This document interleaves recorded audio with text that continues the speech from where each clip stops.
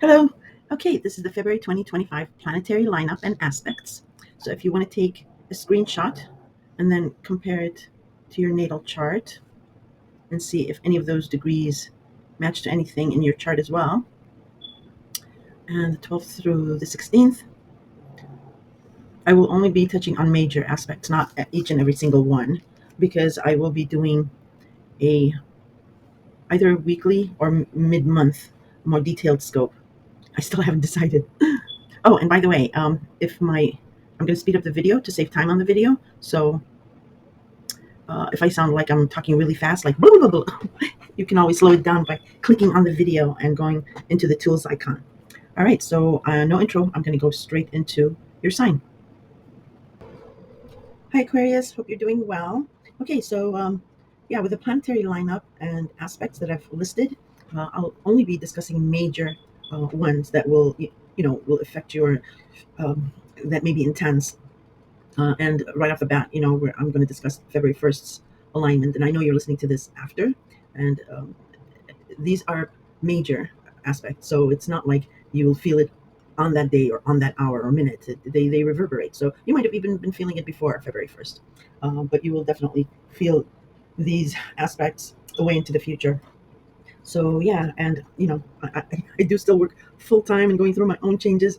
So that's why you guys see me uploading videos like 2 3 days after what's lining up. I'm trying to get my schedule right so I can be on top of it.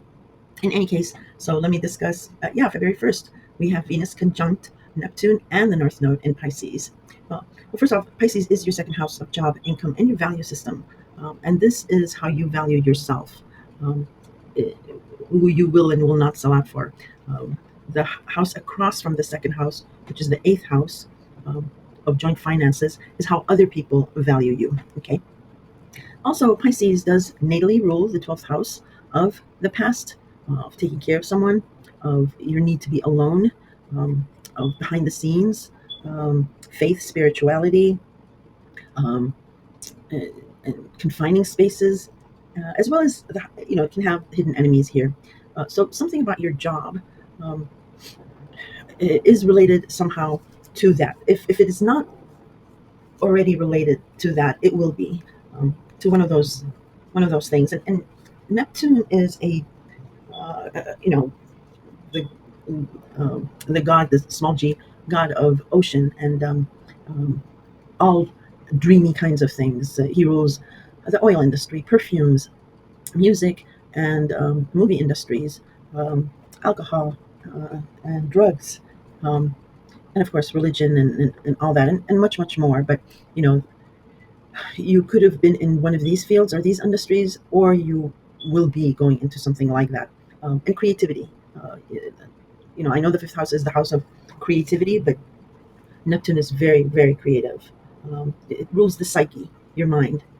Um, so either you are yearning or longing for a job in that sense, like an idealistic. You have an idealistic view of a job, or you might have heard of it, and you're planning on doing that, or maybe you're going into writing, creative writing, teaching.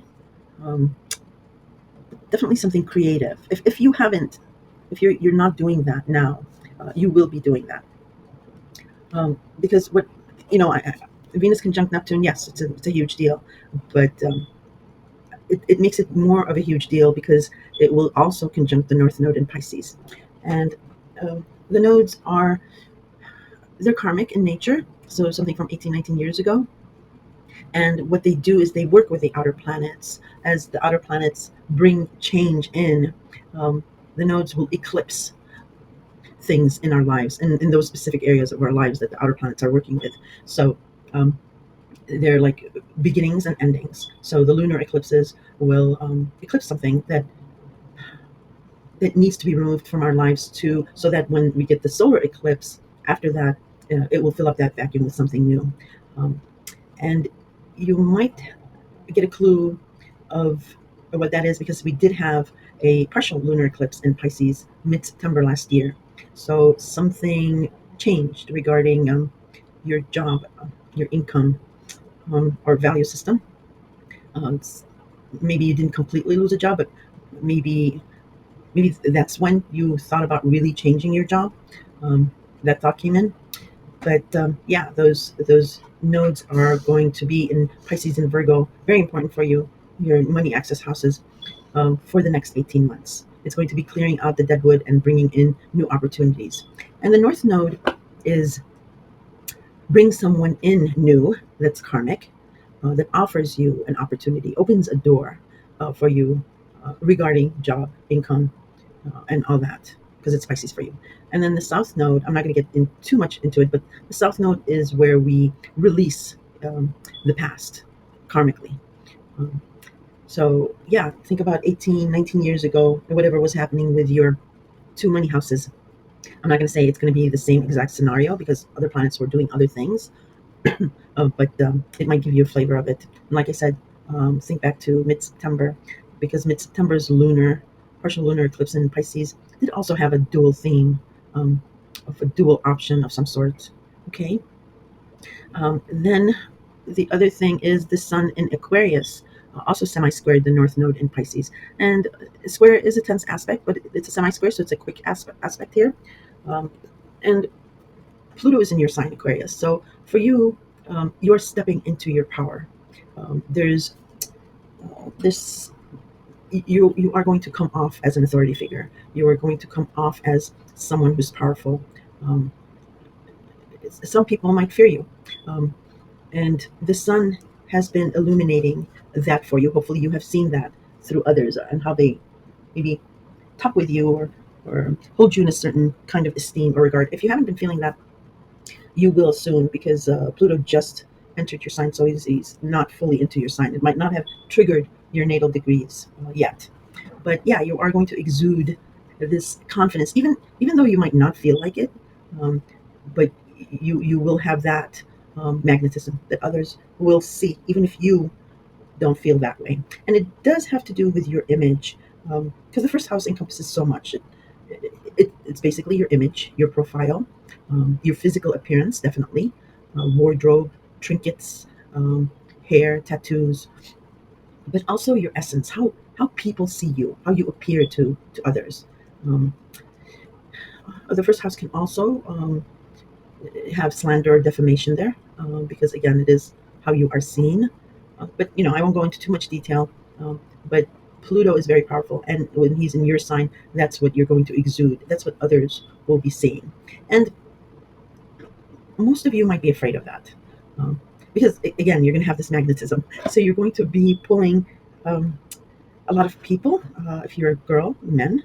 If you're a man, women are going to be very much attracted to you. And Aquarians don't really like that. I mean, I'm not saying all Aquarians don't like that. Everybody likes, attention and all that. But most Aquarians, um,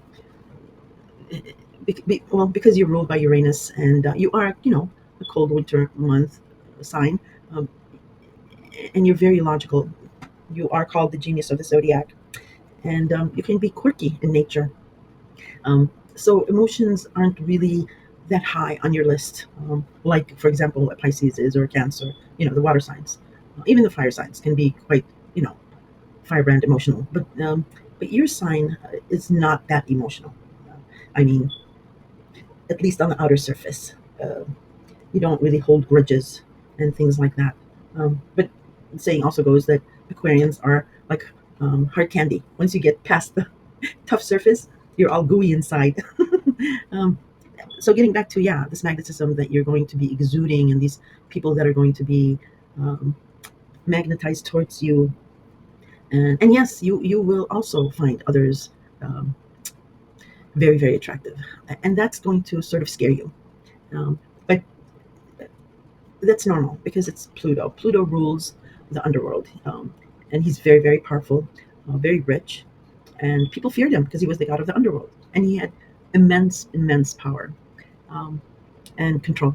So that's what I'm saying, is that you're going to give that off, and people are going to be just attracted to you. And with you fearing that, it does have to do with your emotions, as well as this fear is like, I don't know what's going on, what's this about.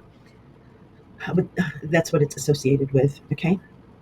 And I think I mentioned this in the last video. I think your head video for you is, if you are single, that's great. That's fantastic. Um, because many of you have, it's been dry like that. I mean, you haven't had relationships for many of you, almost been loners. But uh, so this will be good. But for others that are partnered, like I mentioned in the year ahead, um, no judgment, no nothing, but it's just you're going to be attracting people, and you will be attracted to others because we get, points in our life where, a partnership might become mundane and whatever.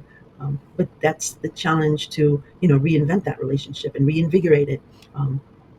Because many of you will be renewing your vows, will be very excited again about your partnership. But there is many of you as well that will be attracted to others outside of your partnership. And no, I'm not here to judge. I'm just saying what I see on the chart, is I see like a triangle relationship for you guys. And you just want to be careful here, because, again, I don't know exactly who your partners are. And some can be very, I don't know. Um, Sorry about that.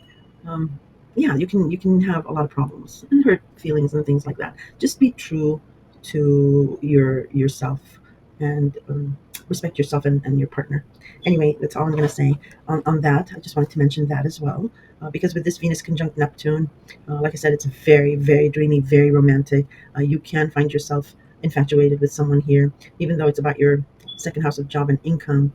It can be through your work or a networking kind of a deal.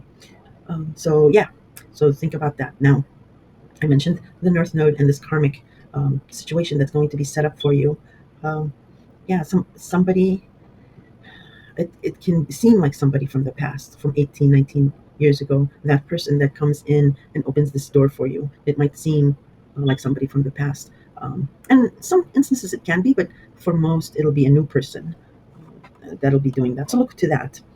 All right. And the next major aspect is on February 3rd. Mercury in your sign will trine Jupiter in Gemini.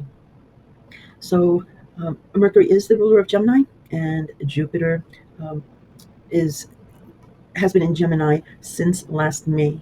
Gemini for you is, I believe, your fifth house, if I'm not mistaken. Yeah, your fifth house of love, romance, children, and creativity. So since last May, this area of your life has been expanding. And you might have had one particular opportunity here, or maybe a couple that you were really interested in, and it was going great. Um, it could have been your fifth house is your house of love, romance, children, creativity, um, pets, and gambling. I know a lot of Aquarians that are very much into pets. So whatever that you started in one area of that house, or maybe a couple of those things, it was expanding. It was nice, but then it sort of stalled, or it got put on the back burner. Well, that was due to Jupiter going retrograde, because that area was expanding. With Jupiter's retrograde, you were reviewing what to change, what to keep, because Jupiter, with its expansion, it can be overwhelming sometimes. So now Jupiter is going to go direct, and it'll be slow at first because it's a huge planet. And anyway, it's visual; it's not really happening. This the retrograde, but for the purposes of astrology, yes, it'll go direct, but it will start slow. So it's going to pick up again where you left off with anything having to do with your fifth house. And with Mercury here trining, it's a nice aspect. You are going to be talking about that, and you actually, I think it was last week or the week before, sometime in January, Cupido came into Gemini. So there was a passion that was ignited again regarding your fifth house, and yeah, it's going to go direct, and you're going to start picking up with that. Now, some of you during the retrograde um, may have had a problem with one of or components of the fifth house. Um, Children, if they, what I see here is some of you, there might have been a problem with a child, teenager, or maybe an adult child. Um, that is going to that will start smoothing out whatever problems you had. That's going to be smoothed over. So that's a good thing to look forward to. Okay, and then moving on to the next important aspect is on the next day, February 4th. Venus will enter Aries, and Aries is your third house of communication, commuting, siblings, cousins, extended family, social media, your neighbors, your neighborhood, um, and like a very close knit community. It also covers language and vision, eyesight here. Um, so, what Venus does is it brings in money, fortune, fame, and love to that particular area that she's in. So yeah, you might again here find maybe romance through one of these areas of the third house, but it will be mostly your communication, the way you communicate, um, and the way you think. The third house is how you think and how you communicate, how you think. So that's going to be um, romantic or lovely. It'll be a nice. The words will just roll off your tongue. That'll be very nice. The the only thing is I'm going to mention is yeah, there's passion and intensity is ignited by Aries here. However, um, you just want to be a little careful here because it's one of those fiery passions that might not last for two reasons, maybe three. But one is that Venus will retrograde, so those feelings might reverse during the retrograde. That fire might burn out. And then the second is because um, Aries craves excitement. She's a fire sign, but also very much independence. It's a me first sign, so independence more so. So it is not really a romance here, but more of a fiery excitement of love, or yeah, it's impulsive. And also, the other thing is when I said three reasons, so the third reason would be um, um, it, Venus is in its fall in Aries. It doesn't really like being in Aries, but yeah, so those are the three reasons. However, this is a very important transit. So pay attention to this transit for two major reasons. One is, like I said, it's going to do, Venus rarely does a retrograde, but it's doing it here with Aries and Pisces because it's been in Pisces since January. And it's already in its shadow retrograde because when it turns retrograde, it's going to retrograde through the entire Aries degrees that it's going direct in, and also the last few degrees of Pisces. So again, regarding your job, income, and then your third house of communication, things might get reversed or stalled. And whenever planets do retrogrades, especially like these important planets, it's not like Mercury, where it retrogrades and it's like, oops, misinformation or whatever. This is emotional. This is passion. This is love. Um, whenever these planets do that, it's because there's something there that needs resolution, or there's some missing information that it doesn't have the full story. Uh, that's one. And then as well, this will show you how. Sorry about that snoring. It's my pug. This transit of Venus in Aries will actually show you what the transit of Neptune and Saturn leaving Pisces, excuse me, in March and entering Aries, what that will mean for you. It's giving you like a movie trailer of what when Neptune and Saturn enter Aries is what to expect from it. Okay, uh, because Neptune has been in Pisces for the past 12 years, and like I said, I've already talked about how whatever idealizing or um, boundary erasing was going on with a job or an income. Um, and Saturn, for the past 2 years, came into also Pisces, and you've had problems, restrictions, constraints, maybe having to follow some rules, which Aquarians hate rules because you're ruled by Uranus and Saturn, actually. So some of you, can handle it, and some of you can't. Um, so yeah, there was these problems and obstacles with your job and income, and that was because of Saturn. And Saturn, is trying to build you a structure, a foundation, and it's trying to manifest for you that idealistic, that yearning that you felt with Neptune regarding a job. Um, in any case, Neptune and Saturn will leave Pisces, your second house of job and income, and enter Aries, your third house of communication. So this transit is going to be a precursor to that, like I said, a movie trailer or a commercial of what to expect when it enters Aries. And for you, it's going to be huge here, as much as Pluto is in your sign, as much as Pluto is importance in your sign, because this might be like a mundane house, a third house, well, communication, commuting, whatever. But it's actually, it involves a lot.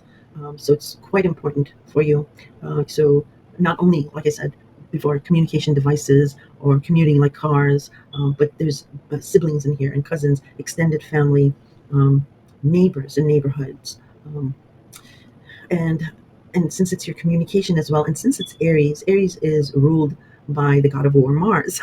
um, so communication or conversation that might be negative might snowball, which is an ironic word I used because Aries is a fire sign. It might snowball into like a rage. Um, so road rage, be careful of commuting and with that, or texting, something, but you might sound like, really angry. And siblings, you might have, maybe your siblings are fire brands of some sort, or neighbors. You might have an Aries next door neighbor that's, you know, always up in your face or something. But what Neptune and Saturn will teach you is um, how to, like I said, it's not only about communicating. It's your thinking, how to think, and how to relay or teach what you're thinking to others.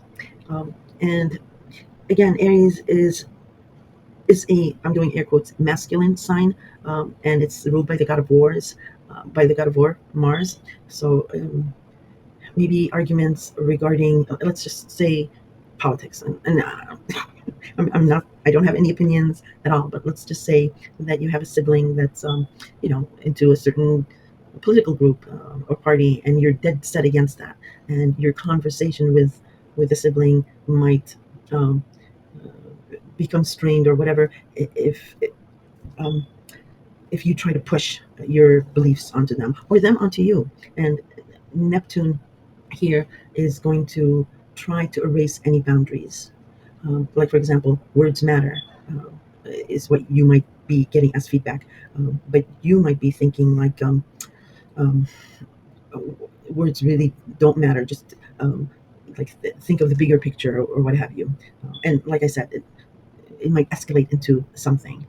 Um, because of Neptune's erasing of the boundaries. But Saturn will also be here, restricting you in some way regarding your speech, because you are a fixed sign, and you are an air sign, and Aries is a fire sign. So you can imagine, fire needs oxygen to ignite and become intense. And with your sign in Aries, it can get really heated. But Saturn will be here restricting uh, something about your speech, maybe. So that it doesn't snowball, um, and and so that you do have boundaries for your interests and others.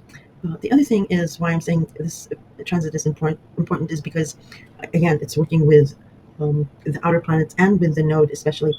So what I see for most of you is, well, yeah, there's something else going on with your schedule and routine, but I'll explain that later. But for most of you, you're going to have this partner, um, or assistant. There's going to be this person that comes into your life where they're going to be either like helping you with your load, with your activities, organizing you, um, um, almost like an executive assistant of some sort, or it can be something, or teaching you something about communication, about social media, or whatever. So that is lit up in your chart as I look at it. I'm like twisting my head, tilting my head like a puppy.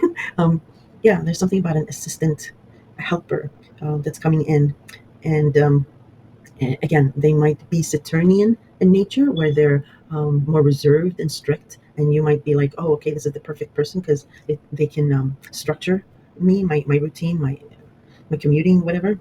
Or they can be a firebrand like Aries, where they're very passionate, and you might see like, all right, this will be perfect. It will help me sell this, or help me with my creative projects. So yeah, that's what I see for you. Or it might be a business partner, or a platonic partner of some sort. But look, pay attention to this transit, as that is what I'm seeing for you. And I did mention Jupiter stationing direct. It does so. If I didn't, it does so on the fourth. And again, your fifth house is whatever you put on the back burner. It starts up again. Or if you've had any problems, it's going to smooth it out, because Jupiter is the planet of, well, it rules Sagittarius, so it's the planet of hope, optimism. It's a benefic planet. it expands things. It's a good luck planet. Everybody waits to see, you know, when Jupiter is going to go into a certain area of their life because it really is beneficial.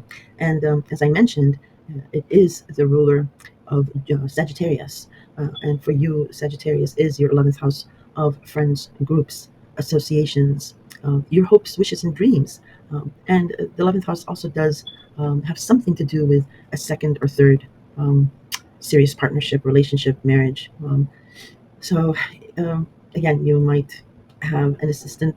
What I see is mostly an assistant, or maybe a love interest that might be like a fire sign, um, and or a love interest, or maybe again your children might be that way, or your pet. They might be like a husky, like a like the kind of excitable animal. In any case, let's move on to February 5th. We do have a first quarter moon in Taurus, and Taurus is your fourth house. And I usually don't mention quarter moons, but I'm doing it here. One, because a quarter moon signals some sort of ending. Um, not I'm not saying there's an ending in your fourth house of home and family. I'm just saying there's some kind of a wind down. And the second thing that I'm mentioning it is because Uranus, your ruler, has been in Taurus for the past 7 years since 2018, and will be leaving Taurus in May, June. So for the past 7 years, for you, Aquarius, you've had shocking and abrupt uh, changes, surprises regarding your home, family, parents, um, regarding country, it's your clan. It's what you thought about home and family kept shifting, kept changing. And many of you have had falling out with family, or a home situation has been uh, unstable. Um, you're very well used to Uranian energy because it's your co-ruler, your ruler, um, and it does do things in abrupt ways, um, and unique ways. So you might have had a unique living situation, um, and and for some of you that has hurt because even though Aquarians really you rule the house of friends and groups and associations, and most Aquarians have been raised mostly by friends. I'm not saying that you don't have parents or you didn't have a home, but something about Aquarians, they're usually raised by the village, let's say. Um, but you still do care very much so about stability, about being secure. Your fourth house is a very emotional house. It's a deeply rooted house. It's your conditioning, your upbringing, and all that. So this, for a lot of you, it has been unsettling, to say the least. and um, but that will change in May, June. You get stability back with home and family. But Uranus has been retrograde the last 5 6 months, so you've had a reprieve from shocks and surprises, and it just turned direct last week. And even though it's leaving only in a few short months, there's still some unexpected surprises here. So brace yourselves. I'm laughing with you because I've had Uranus in the past in my fourth house. It's quite unsettling. Um, so yeah, there's going to be a couple more shifts, abrupt shifts. Um, and usually Uranus, whenever it changes signs, it comes in with a bang and it leaves with a bang. um, uh, the other thing is Taurus. Besides it being your fourth house of home and family, natally it rules the second house of job and income. That's also another reason that you have been feeling this. um you have been craving for stability regarding your job, but has you have been feeling this instability with your job, your income. It's your Uranus, as you well know, is a feast or famine kind of a deal. Roller coaster. You go up, woo, go down, woo. Um, so so that is going to come to an end, but still, a couple more shifts. And the other thing I want you to pay attention to with these last few months with Uranus going direct in Taurus is think about because that's what it's been doing. Think about what you want to do as far as a job. What will make you happy? Um, because the old way of earning income, especially for you, it's going to go away. It's not going to be that way anymore. There's going to be a new way. So think Uranus has been, in Taurus, has been giving you clues um, of what where the opportunity is. Again, it's working with Neptune and Saturn in your second house. So your like I said, your career, your job is going to be something in regards to caring for someone, maybe in this, maybe a spiritual thing, maybe yoga, maybe meditation, um, or maybe writing, teaching, maybe children's um, um, things, maybe like a creative thing. But also having something to do with healing and something about maybe relationships, maybe family relationships, maybe um, well, there's just so many options. I don't want to, spend too much time, but pay attention to this first quarter moon on February 5th, because it will be giving you again another clue of how Uranus will end its tour in Taurus for you. Okay.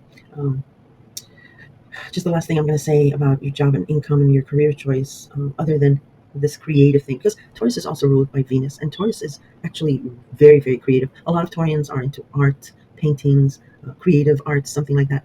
But Taurus is about hard work, working really hard, and determination. They don't give up.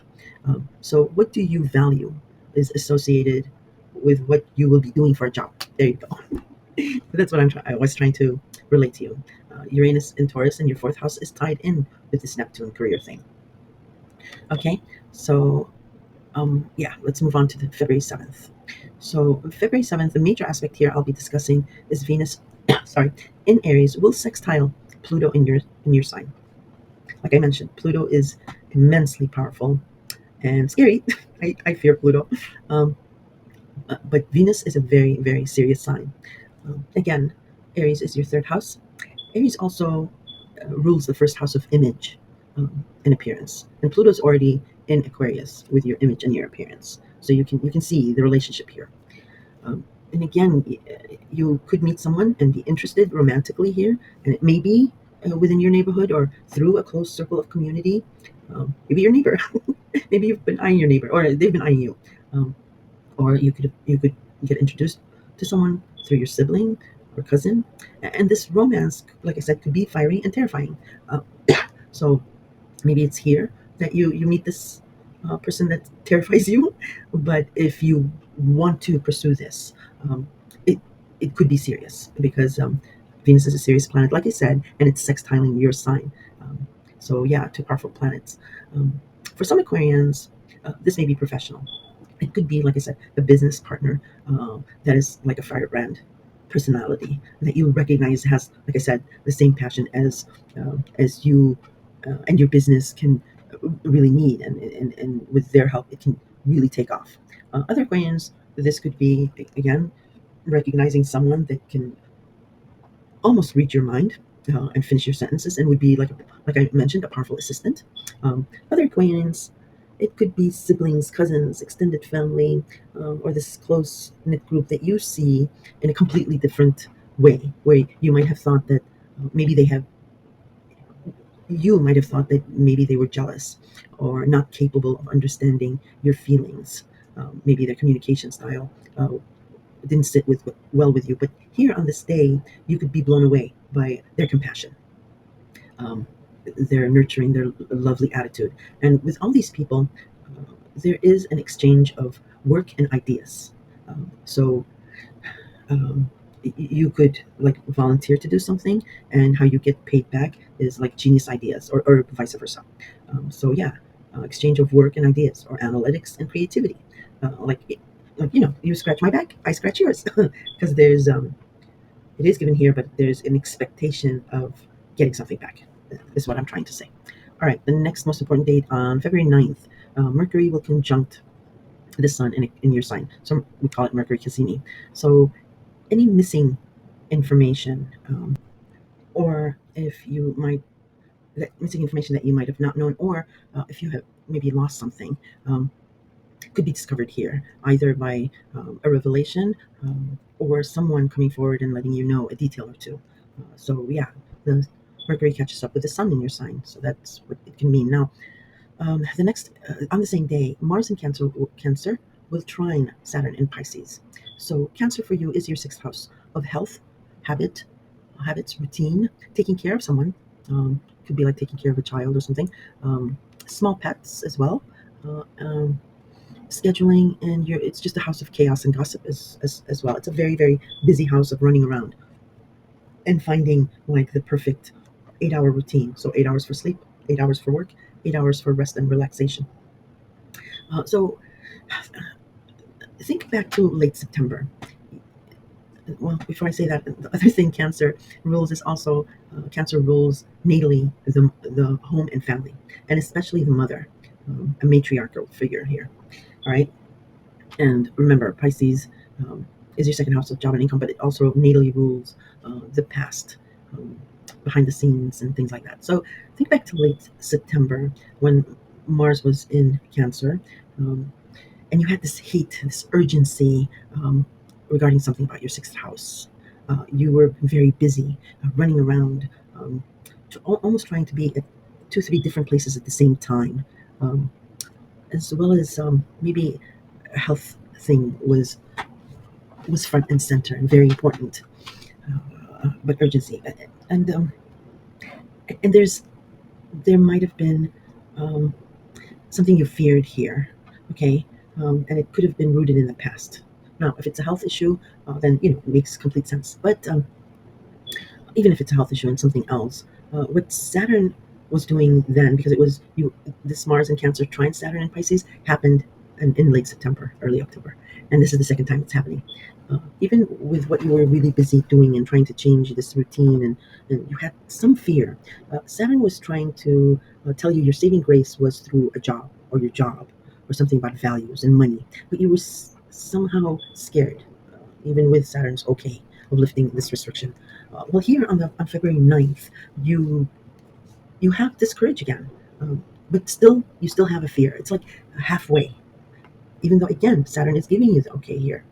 He's telling you not to fear something because um, your job or your income has either changed or will be changing, and your routine will settle down, or your health issue will stop, and just not to fear it. Um, but you're still hesitating. Um, you have like you're halfway through your courage thing, and why that is because Mars is still retrograde. This trine will happen once again on early April, March, April 4th, I believe. Yes, you will have another trine like this, and then Mars will be direct, and that is when you will be like, you know what? Yeah, I do feel good. I am confident. I've lost that fear because Saturn will be in the late degrees of Pisces then, and he will be strong and encouraging you, telling you that it's okay. Your saving grace is your job, your income. I'll give you just a really, really clear example because I might not be making sense. Let's say late September, there was something, an issue with your routine, your schedule, taking care of. It could have been you were taking care of your mother. Let's say, just for example, but you wanted to change that somehow, but you feared it because it involved um, maybe moving out, and then and it interfered with values, something about values. Um, but Saturn was saying it's okay, because this, if you do this with your job, you'll be okay with your routine, or you're taking care of your money, or it's mother, or your health, and you just were scared of making a change. Here today on the 9th, you might be talking, like, let's say for example your mother, and you come out and say, well, I was fearful to make that change, not to upset you or whatever, and then your mother comes back to you and says, um, no, you're wrong, it's not fear, it's respect, you had respect. She like gives you a way out. I don't know if I'm giving a good example, but I'm trying to let you know. That's how planets work with each other. So this trine to Saturn with Mars might be something like that, giving you that way out, like encouraging you to give you more confidence. And on April 4th, when Mars will go direct in Cancer, you will realize that it was not fear. It was actually out of respect. Okay, and you overcome that fear, and it's working again with Pluto, giving you this power of knowledge, and all that compassion, courageous compassion with knowledge. All right, I'm moving on. If I've confused you, I apologize, um, but I hope I didn't. So on February 10th, the next day, Mercury in your sign will square Uranus in Taurus. So, yeah, this this is kind of a doozy. I'm not gonna lie. It's a tough aspect. Then it's Uranus, abrupt, tense, hot debate. Um, if it's by yourself, it's a struggle within yourself. You're thinking about home and family situation. If it is verbal, there's some heated words here.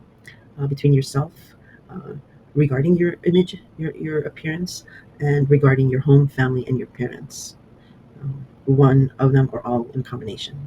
So, all right. So remember, Aquarius and Uranus want freedom, and doing things their own way.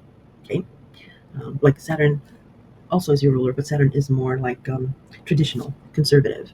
Um, Slow and steady wins the race. It's like, okay, it's going to take us 2 years to go over these mountains, these obstacles. Uranus is like, oh no, I'm not 2 years. No, we're not walking. Let's just fly over them. Um, so there's some mutual reception here. Uranus is your ruler, but it's in Taurus. Now, Taurus, like I said, is your home and family, but it is also associated with job, income, and value system. The other thing is Taurus is a fixed sign. You're a fixed sign. Taurus is stubborn and finally relents after a long, long time. And you're an Aquarius. You're fixed. You are not mutable. Change for you is almost impossible. Mercury is the only mutable sign here. Okay, so you want freedom. Freedom of what you want to do is inclusive of security because it's home and family, and it's Taurus. Security is huge for Taurus. Um, but also, there's something of a loss of a job may have resulted with you wanting to do things your own way, or loss again of maybe family, or a problem with family is because again of wanting to do things your own way. Now, and what could have been happening is your values were not aligning with maybe a new world taking shape before your eyes, um, maybe through your work or through family, or you could have been the one who changed. The only thing I'll say here is because Mars is still retrograde, because Mars is still in the background in the picture here, and it's coming to an opposition to your sign, to Pluto in your sign, um, and your values not aligning. Plus, you're a fixed sign, and so is Taurus. So you may not like the new rules and want to be fixed, or, for lack of a better word, stubborn like Taurus, on waiting for things to go back to the old way of doing things. Um, this will not happen, Aquarius. That's not going to happen. It would behoove you to try to understand why um, this new world, or your home and family, or these values. Um, I lost my train. Yeah, has come about. So, who are these people that have suddenly risen from the ashes, for example? Again, I'm going to go into politics, and please excuse me. It's just, it really is the best way to explain it, to give you like a mundane explanation. It might have nothing at all to do with politics, but let me just explain, like what's going on with the world now. Okay, so you might be thinking, like, who are these people that have suddenly risen from the ashes? Remember Pluto and Capricorn? You know, Phoenix rising from the ashes. Who are these people that are suddenly making their voices heard? What exactly is their gripe, or their recent experiences that they've caused like somewhat of a revolution? And so if you keep an open mind and try to understand them, you will be able to have a genius breakthrough, allowing you to find your place within this new world, within this new family dynamic. Not necessarily to comply, or kiss the ring, as they say, regarding their views. They're in this new world that may be fundamentally different to yours, yes, but understanding a different point of view and finding a creative way of either joining them to create something better, or creating a complementary vision. Um, um, because so think about your job. So because this is all about, so if like, for example, if you don't want to lose a job that you have, or some sort of security, again regarding family, and if you show an interest in this, for lack of a better word, I hate this word, these three words, new world order, there is a strong possibility that you won't lose your job or the security with family, but may very well be a powerful individual in this movement of your home and family, or your job. Why I'm saying this is because uh, you are the ruler of the 11th house. So you are all about the good of all. But you also understand that there is a hierarchy, a class system to an Aquarius group. Um, and each individual has certain perspectives. And to make the group mesh and go smoothly, each person's voice has still to be considered. Because with Aquarius and the group thing, it's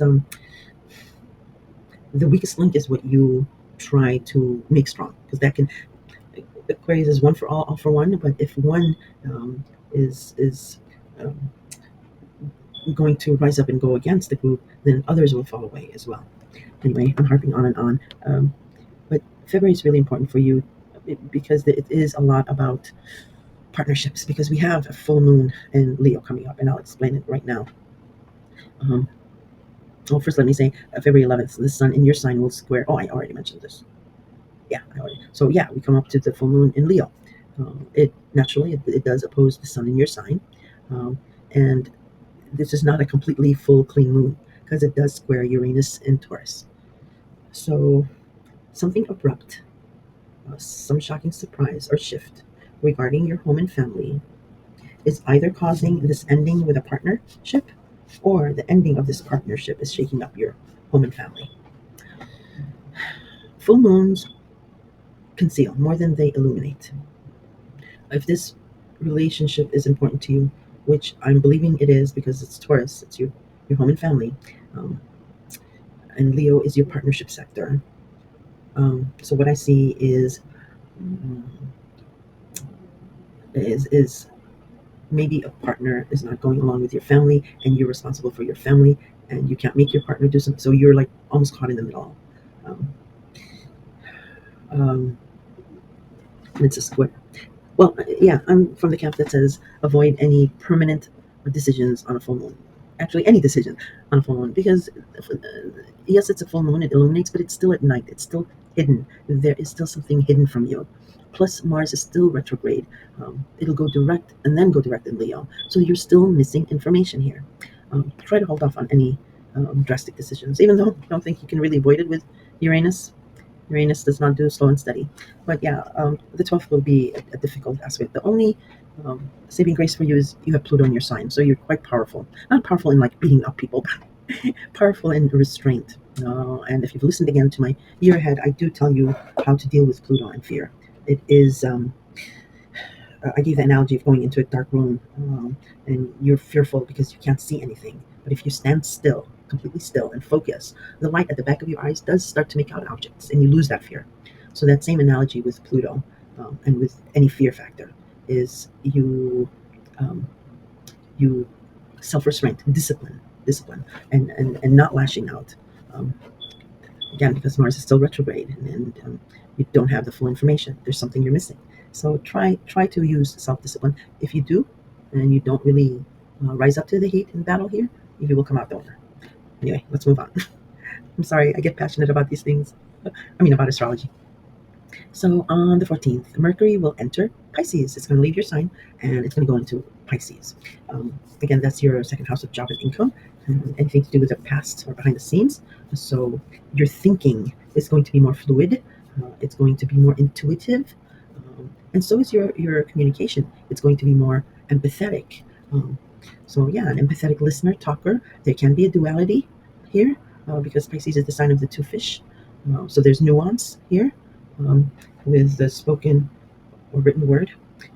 You might say something but mean something else. Um, but definitely compassion because it's Pisces. So think about that. Maybe you'll be writing here. I know writing will be very good for a lot of you.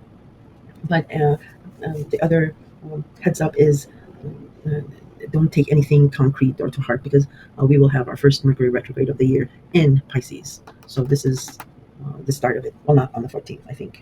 It'll be shadow retrograde. I gotta look it up. I have it here. Let me look it up. Oh, no, not there, not there, not there, not there. Oh, it's in my other thing. Well, I'll pull it up at the end, and I'll let you know. All right, so where were we? Pisces. After entering Pisces, the next most important aspect that I want to discuss with you is on the 17th. Mercury in Pisces will semi-square Chiron in Aries. So again, because Venus is in Aries and it's a precursor to Neptune and Saturn going in there, and I wanted to mention this. It's not really a major aspect, but I think it's important to you. Chiron is the wounded healer, um, so some kind of a wound. Again, in Aries, siblings, cousins, or maybe the way you communicate. And Mercury in Pisces, so passionate, compassionate, healing kind of um, talk, or maybe not saying exactly what you want because you're fearing something. Will semi-square. It's a small tense aspect. It's a quick aspect. but it's regarding your job, your money, also, and where you will have the freedom of creativity. Again, if you allow yourself to dream and use the art of communication and thinking and listening, really listening to a different viewpoint than your own, you will be able to come up with a creative idea about a job or a business. Most of you will be pursuing something in the arts, healing. So that's that. Okay, and then the sun on the 18th, the sun will enter Pisces, and the sun illuminates, and it's it illuminates some some sort of an ending, and tying up loose ends. Um, and you might say, well, it's not a full moon. Why is it an ending? It just entered Pisces. It's because Pisces is the last sign of the zodiac. So we the sun illuminates. We get a picture of the ending because we're anticipating a beginning when the sun enters Aries. It's spring. It's this start of something new. So think of this as spring cleaning from the 18th and on. And also pay attention to this because this will tell you how Neptune will end its stay in Pisces, Neptune and Saturn. So that yearning, that longing will end, and so will the restrictions regarding your job, income, and your value system, which is somehow rooted in the past. Yeah, this is a precursor to that. Um, the next most important thing is on the 20th, Mercury in Pisces will square Jupiter in Gemini. This is, some aspects, square is a tense aspect, but squares can also be good because they jumpstart things. They get us moving. But this is doubly good because it's mutual reception. Because Jupiter is the co-ruler of Pisces and Mercury is the ruler of Gemini. So these are again emotionally charged words in communication, but um, it's clearing the air. It's mutual reception. So they want both of these houses to benefit in some way, but something has to be ignited, jump started. And harsh words may start out at first, but then they become emotional, and there's some kind of a revelation. Um, on the 23rd, yay! Mars stations direct in Cancer. Finally, just imagine Mars has been in Cancer and Leo since September, and rarely does Mars retrograde. So this again, pay attention to these things because planets going back and forth is telling us there's something here to be salvaged, to be resolved. Okay. Um, so this day translates in some serious discussions because we have Mercury in Pisces trine Mars in Cancer. We have Mercury in Pisces semi-square Pluto in your sign. And then Ceres, the planet of compromise, enters Pisces, uh, uh, other than Mars stationing direct. So, yeah, serious discussions. And they may start out tense again and sensitive, or it may have to do with like the day before's emotional um, discussion that you might want to say additional things that you didn't. But this leads to Mars, like I said, stationing direct, and then Mars says here, okay, all right, enough of this feeling and talking. I'm done with you people. I have the full story. Okay, fine. It's time for war now. War. I'm kidding. I did that to Pisces too. No, it's just it says, yeah, now I have the full story, and thus the confidence to put to put everything to bed and let's move on with the new. Remember, this is the whole entire month of February is just showing you how Neptune and Saturn will end in Pisces. And it's not something mundane, it's something huge. Neptune has been here almost 12 to 14 years, and Saturn has been here for 2.5 years. So this change is huge, just like Pluto when it left Capricorn and entered your sign. God, that was that was brutal. So that is this month is showing you what the ending will be. So on the 25th of February, Mercury will conjunct Saturn in Pisces. Um, a more serious talk again, more emotional talk, emotionally serious talk. But um, here some will be like, okay, it's not working out. I'm done. I'm just so done. Um, because of Saturn's strictness and rules here. So it's like giving up. It's a feeling of like giving up. But if you remember what I said about Mars in Cancer will trine Saturn for the third and final time on April 4th, um, that should that should keep you in the game still, keep you in the discussion still. That should give you hope for that. because you're almost past these boundaries, these Saturn boundaries, and that'll show you in the next 2 days. Like I said, the ending here is a precursor to the ending in March. March is going to be a doozy, guys. um, Otherwise, it could also be like when you finally, yeah, give up, like say, "Ah, I'm done with it, okay, fine, whatever, I give up." So the energy of acceptance, compassionate acceptance, that the lesson is learned, then uh, that creates Saturn's release of those restrictions, because you finally understand. You finally, it's like, I'm sure you guys have been through it. Like you really, really want something, and you try this, and you try that, and you try this and that and that, and then you finally say, ah, whatever, and then boom, like magic, it happens. So something like that, because Mercury in Pisces will semi-sextile Chiron in Aries right after. So yeah, something about an old wound is healed right after this giving up. Then on February 27th, a new moon in Pisces. Um, and then the moon in Pisces squares Jupiter in Gemini. So um, and then Mercury in Pisces sextiles Uranus and Taurus. There you go. An emotional, deep, compassionate communication. Very healing, um, very dreamy. Thought will find the genius planet Uranus, finding a very genius resolution. Um, because then after that, Saturn in Pisces semi-sextiles Chiron and Aries. Um, and then on the 28th, Sun in Pisces semi-sextiles Venus is in Pisces. These last 2 3 days are very, very important.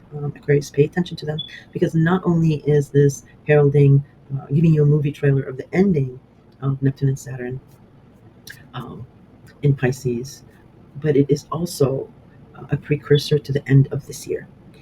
Because after March, April, May, June, July, and August, it's all the planets are going to have go into different signs, huge shifts.